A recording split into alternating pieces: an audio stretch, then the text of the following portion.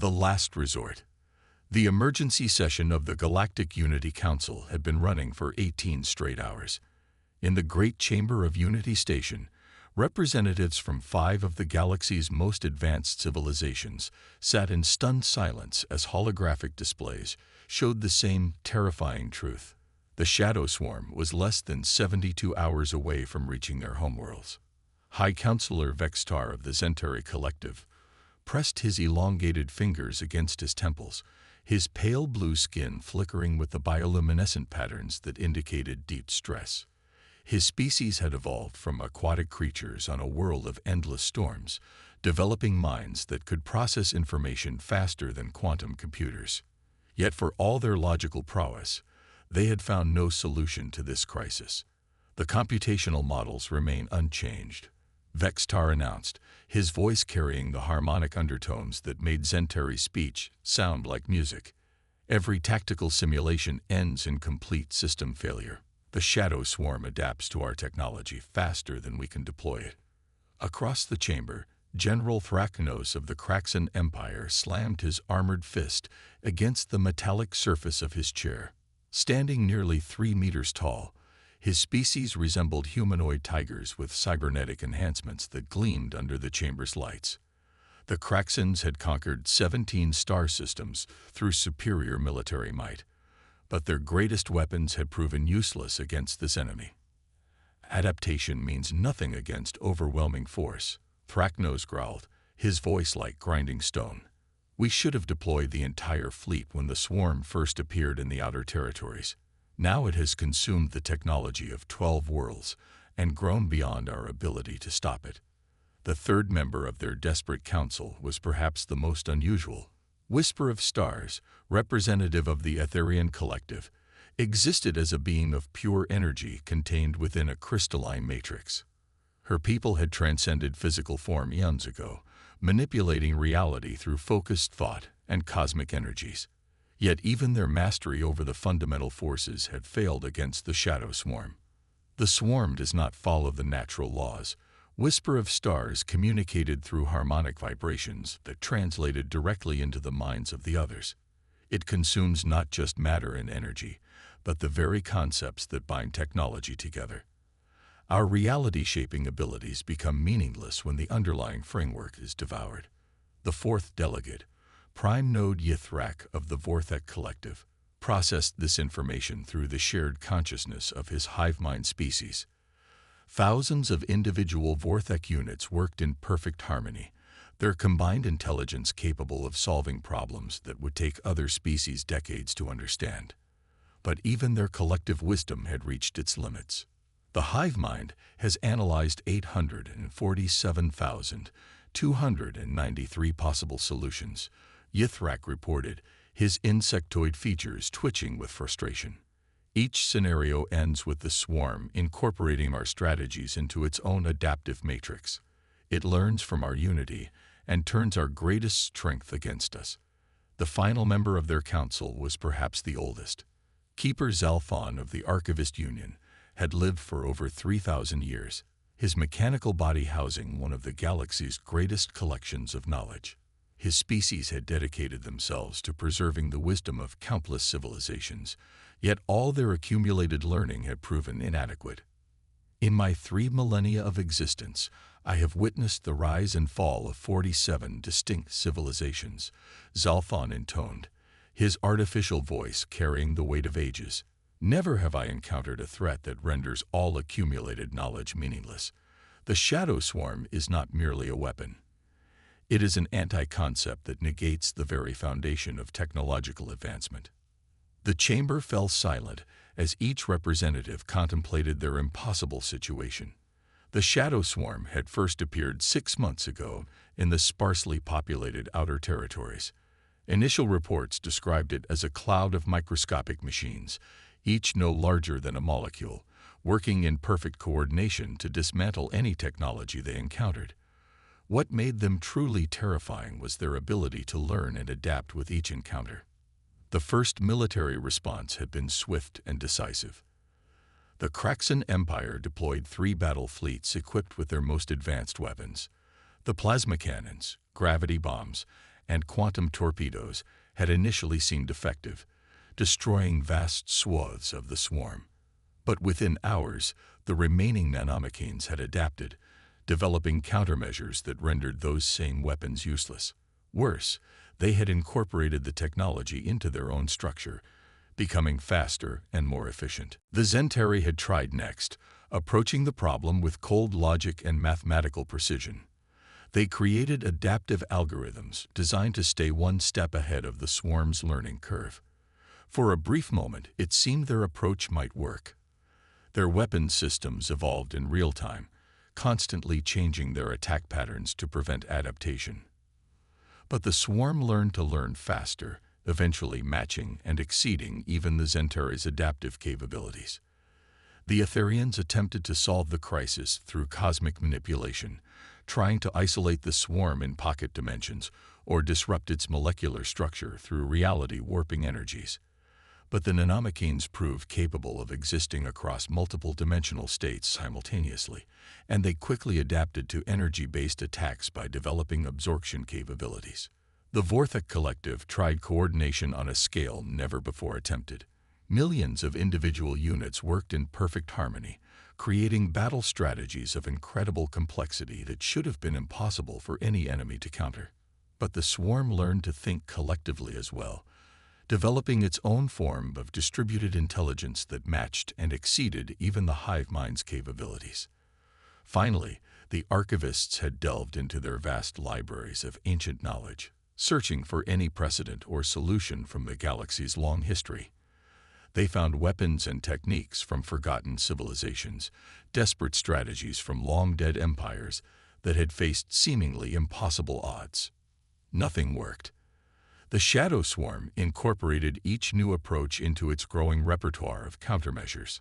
Now, as the holographic displays showed the relentless advance of the swarm toward their core worlds, the 5 greatest civilizations in the galaxy faced the reality of their impending extinction. The swarm had grown beyond their worst nightmares, a cloud of destruction that now spanned entire star systems. It moved through space not as a mindless plague, but as a directed intelligence focused on the complete elimination of all technological civilization. High Counselor Vextar stood slowly, his bioluminescent patterns shifting to the deep purple that indicated a momentous decision. "There is one option we have not considered," he said, his musical voice now carrying an undertone of dread. "One species we have not consulted." The reaction was immediate and explosive. General Thraknos rose to his full height, his cybernetic enhancements humming with agitation. "Absolutely not. Have you forgotten why we exiled them? The humans are unpredictable, dangerous, and completely without honor. They wage war against their own kind over ideological differences that make no logical sense." Whisper of Stars pulsed with alarmed energy patterns. "The psychological profiles are clear. Humans exhibit behavior patterns that border on insanity. They create art that serves no practical purpose, engage in activities that provide no survival advantage, and make decisions based on emotional responses rather than logical analysis." Prime Node Yithrak's entire collective consciousness recoiled at the suggestion. During the trade disputes of 2387, humans convinced 3 separate factions to attack a 4th enemy using deliberately false information. When the deception was revealed, somehow the humans had gained control of 2 major shipping lanes and a strategic mining operation. Their chaotic thinking patterns make them impossible to predict or trust. Keeper Zalthon accessed his vast memory banks, pulling up incident reports from humanity's brief contact with galactic civilization. The Terra incident remains the most troubling example of human unpredictability. When faced with a diplomatic crisis that could have been resolved through simple negotiation, they instead chose to steal an entire space station, modify it with their primitive technology, and disappear into the galactic rim. The fact that they succeeded despite their technological inferiority only proves how dangerous their chaotic thinking can be. Vextar allowed the objections to continue for several minutes before raising his hand for silence. "I am aware of all these concerns. The decision to quarantine the Sol system and exile the human colony ships was made for good reasons. Humans do not follow predictable patterns of logic, honor, or scholarly pursuit. They embrace chaos in ways that terrify all civilized species. He paused, letting his words sink in before continuing. But perhaps that is exactly what we need. For 6 months, we have approached this crisis with logic, honor, military might, cosmic manipulation, collective intelligence, and accumulated wisdom. We have failed. The shadow swarm continues to advance because it was designed to counter everything we represent. The chamber buzzed with translated conversations as each species processed this revelation. If the shadow swarm was indeed artificial, created by some intelligence that understood how civilized species thought and operated, then conventional responses would always fail. General Thraknos was the first to speak, his voice uncertain. You believe the swarm is artificial. I have suspected this for weeks, Vextar admitted. The adaptation patterns are too perfect, too purposeful. This is not a natural phenomenon. Someone or something created the shadow swarm, and they designed it specifically to counter every strength our civilizations possess. Whisper of Stars flickered with realization. If you are correct, then our logical approaches have failed because logic itself is being used against us. Our military tactics fail because the enemy was designed to counter organized warfare. Our cosmic manipulations fail because the swarm was created to exist beyond our dimensional understanding. The debate that followed was unlike anything in Council history. Representatives who had worked together for decades found themselves fundamentally divided. Some argued that releasing humans back into galactic society would be trading one catastrophe for another. Others pointed out that they were already facing extinction. What did they have to lose? Hours passed. The holographic displays continued to show the relentless advance of the shadow swarm, now less than 60 hours from the first inhabited worlds. Finally, when exhaustion had worn down the most vocal opponents, a vote was called. By the narrowest possible margin, the decision was made. They would break the 30-year quarantine and request help from the one species that had been deemed too dangerous for galactic civilization. They would call the humans. The message was transmitted using ancient diplomatic codes that hadn't been used since humanity's exile began. It traveled through subspace toward the last known position of the human fleet, somewhere in the uncharted regions of the galactic rim. The human solution. Captain Maria Santos was reviewing star charts in her ready room aboard the colony ship Defiance when the impossible happened. After 30 years of isolation, the galaxy was calling for help.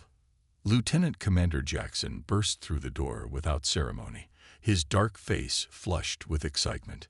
Captain, you need to see this. We're receiving a priority diplomatic transmission using the old council codes. Maria looked up from her charts, her weathered face showing the skepticism of someone who had learned not to trust easy answers.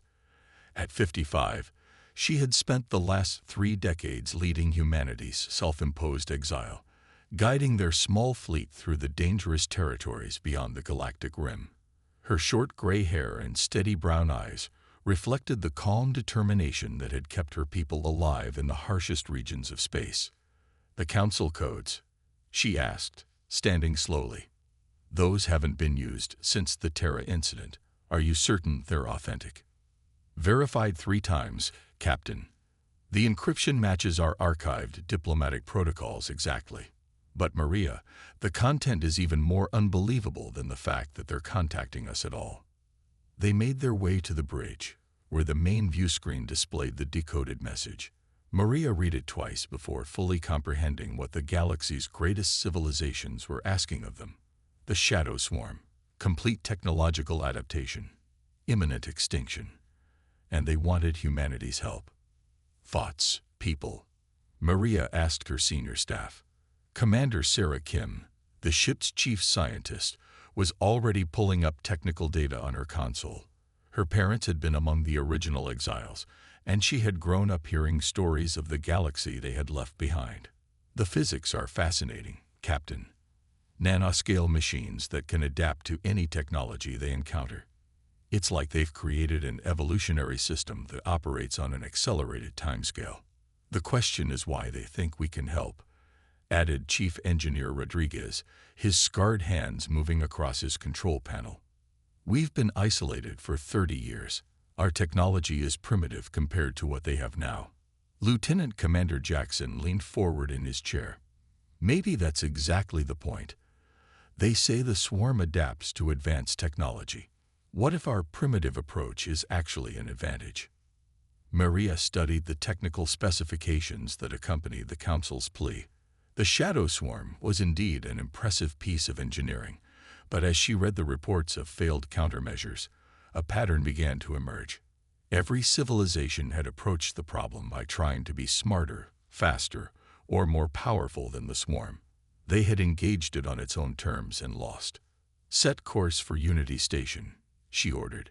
Maximum speed. Set course for Unity Station, she ordered. Maximum speed. The journey took 18 hours, during which Maria and her team studied every piece of data the Council had provided. The Shadow Swarm's adaptation capabilities were remarkable, but they followed logical patterns. It learned from each encounter, incorporated new technologies, and developed increasingly sophisticated countermeasures. It was, in essence, the perfect predator designed to hunt advanced technological civilizations. But as Maria reviewed the combat reports, she noticed something the alien civilizations had missed. The swarm was so focused on adapting to technology that it might have developed a blind spot to anything it couldn't categorize or understand. When the Defiance arrived at Unity Station, the reception was anything but warm. The massive space station bristled with defensive systems, and Maria could see dozens of alien warships maintaining a careful distance from her vessel. The humans were being tolerated, not welcomed. The Council chamber had been modified to accommodate human physiology, with an atmosphere processor creating a breathable environment around Maria's designated seat. As she entered the room, she could feel the tension radiating from the 5 alien representatives. These beings had ruled the galaxy for millennia, and now they were reduced to asking for help from the species they had exiled in fear and disgust. High Counselor Vexstar spoke first, his bioluminescent patterns showing barely contained desperation. Captain Santos, we appreciate your rapid response to our request. The situation has deteriorated further since our initial transmission. The Shadow Swarm will reach the first inhabited systems in 36 hours. Maria nodded, taking her seat at the circular table. I've reviewed your data, Counselor. Impressive work, all of you. But you've been thinking about this problem the wrong way. General Thraknos bristled at the perceived insult. The combined military might of 17 star systems is not enough to stop this threat. What could one primitive human ship possibly accomplish? Exactly what you said, General. We're primitive. Maria activated her personal display, showing a simplified schematic of the Shadow Swarm's structure. Your nanomachines are designed to adapt to advanced technology. They study it, understand it, and develop countermeasures. But what happens when they encounter something they can't understand? Whisper of stars pulsed with confused energy patterns. Impossible. The swarm has demonstrated the ability to analyze and adapt to any technological approach. Our most advanced systems were incorporated into its structure within hours. That's because you've all been using technology, Maria replied. Predictable, logical, analyzable technology. But humans don't always approach problems logically. She stood and walked to the chamber's central holographic display, manipulating the controls to show Earth's historical military conflicts. When my ancestors faced superior enemies, they didn't try to out-technology them. They used whatever worked. Rocks, sticks, fire, explosives, psychological warfare, music, art, deliberately confusing tactics that made no logical sense. Keeper Zalfon processed this information through his vast knowledge banks. You propose using primitive weapons against an enemy that has adapted to quantum-level armaments. I propose using chaos, Maria said. Your nanomachines learn from patterns. They study cause and effect relationships. They develop countermeasures based on logical analysis. But what if we hit them with something completely illogical? Something that changes randomly, serves no apparent purpose, and follows no recognizable pattern. The alien representatives exchanged confused glances. Prime Node Yithrak spoke for his collective consciousness. This approach lacks any strategic coherence. How can random actions constitute an effective battle plan? Maria smiled, an expression that had always unsettled the galaxy's more logical species. That's exactly the point. You've all been fighting the swarm like civilized beings, using coordinated strategies and predictable technologies. But humans have never been entirely civilized. We're creative, chaotic, and completely unpredictable. We make art for no reason, tell stories that serve no practical purpose, and sometimes we do things just to see what happens. She returned to her seat, her expression growing more serious. I need 12 hours to modify some of our equipment and develop what I'm calling the Chaos Protocol. Then I need you to let me take a small fleet directly into the heart of the Shadow Swarm. The silence that followed was deafening. Finally, High Counselor Vexstar spoke. Captain Santos, you are proposing to deliberately enter the most dangerous phenomenon in galactic history with no guarantee of success, using tactics that appear to be based on random chance and creative expression. That's right, Maria replied. When do we begin? The next 12 hours passed in a blur of frantic activity. Maria's engineering team worked alongside alien scientists to modify their ship's systems in ways that made no logical sense. They replaced computer-controlled weapons with manually operated cannons. They installed acoustic systems capable of broadcasting music and poetry directly into space. They created visual displays that generated random patterns of light and color with no tactical purpose whatsoever. Most importantly, they developed what Maria called analog chaos generators, devices that introduced random variables into every system aboard their ships. Navigation computers that occasionally steered toward pretty nebula for no reason. Weapons that sometimes fired in musical rhythms. Communication systems that transmitted ancient human songs alongside tactical data. The alien representatives watched these preparations with growing alarm. Nothing the humans were doing followed any recognized military doctrine. Their ships were becoming less efficient, less coordinated, and apparently less capable of survival in combat. As the small human fleet prepared to depart for the Shadow Swarm's current position, General Thraknos made one final attempt at reason. Captain Santos, this plan appears to be elaborate suicide. How can we trust the fate of galactic civilization to such apparent madness? Maria paused at the airlock leading to her ship, turning back to face the assembled alien leaders. General, for 30 years we've been living beyond the galactic rim, exploring regions that your species consider too dangerous or too pointless to investigate. We've survived because we don't always do what makes sense. Sometimes the best solution is the one that makes no sense at all. The human fleet consisted of just 5 ships, including the Defiance. They were vastly outnumbered and outgunned, approaching an enemy that had defeated the combined might of galactic civilization. But as they entered the outer edges of the Shadow Swarm, something unprecedented happened. The Nanomachines attempted to analyze the human ship's approach patterns and found no logical framework to study. The vessels moved in formations that seemed to be influenced by aesthetic considerations rather than tactical advantages. Their weapons fired in patterns that resembled musical compositions more than military strategies. When the swarm tried to adapt to the humans' technology, it encountered systems that operated on principles of deliberate inefficiency and creative randomness. The chaos generators introduced variables that changed faster than the nanomachines could analyze them. The battle that followed was unlike anything in galactic history. Maria's ships fought using tactics that would have horrified any military academy. They painted targets on space itself using their light displays, not to mark anything important, but simply because it looked interesting. They fired weapons in rhythmic patterns synchronized to ancient Earth symphonies. They broadcast poetry directly at the enemy nanomachines. The Shadow Swarm, for the first time since its creation, encountered something it could not understand or adapt to. The human approach was so chaotic, so unpredictable, and so fundamentally illogical that the nanomechanics' learning algorithms began to malfunction. As the battle reached its climax, Maria transmitted the final phase of the Chaos Protocol. Every human ship began broadcasting simultaneously, filling space with music, art, literature, and random creative expression. The Shadow Swarm, designed to learn from and counter any technological threat, was overwhelmed by input that served no tactical purpose and followed no analyzable pattern. Unable to categorize or adapt to pure chaos, the nanomechanics began to shut down. The great cloud of destruction that had consumed 12 star systems dissolved into harmless cosmic dust.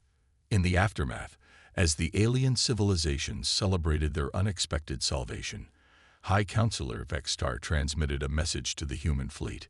Captain Santos, on behalf of the Galactic Unity Council, I extend our deepest gratitude. Your species has reminded us that the galaxy's greatest strength lies not in our individual capabilities, but in our diversity of thought and approach.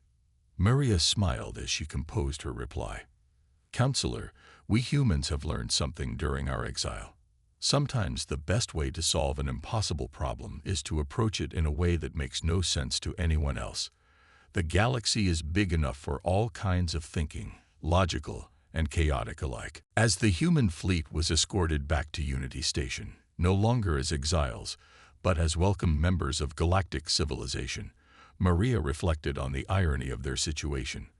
They had been banished for being too unpredictable, too chaotic, too human. Now those same qualities had saved everyone. The Shadow Swarm was gone, but its defeat had taught the galaxy's civilizations a valuable lesson. True strength came not from perfecting any single approach to problem solving, but from embracing the full spectrum of intelligence, creativity, and perspective that the galaxy's diverse species could offer. Humanity had found its way home, not through conformity or conquest, but by being exactly what they had always been, beautifully, chaotically, impossibly human.